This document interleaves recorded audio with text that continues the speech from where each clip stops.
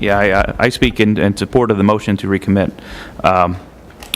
I don't think that we should be looking at this proposal at this time.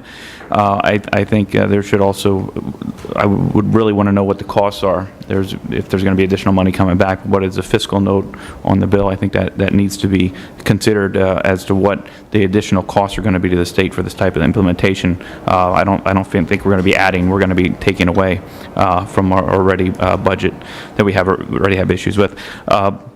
I also am very skeptical in this overall, maybe not talking totally on the motion to commit, but the federal government has not lived up to its commitment on special education funding, and is now really crippling and punishing our local property taxpayers. You know, why would we trust the federal government to fund this when they haven't lived up to their other obligations? And that's going to come back, and it's going to impact the taxes on every single Pennsylvania.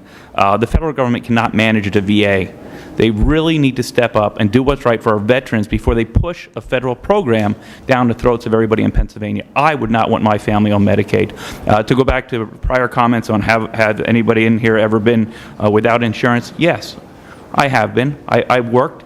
I had gotten laid off. I found other jobs. I always made a point to provide for my family, and insurance was much cheaper before the so-called Affordable Care Act came in and caused a 100 to 200% increase in premiums. Folks that were paying $150 a month now have no insurance because they would have to pay $350 or $400 a month. With the rising cost of energy due to poor policies out of the federal government in Washington, the rising cost in property taxes, this is just another mandate and another, as the Supreme Court stated, huge tax burden on the residents of Pennsylvania, and I do not feel that we should be considering it, and I would support the motion to recommit.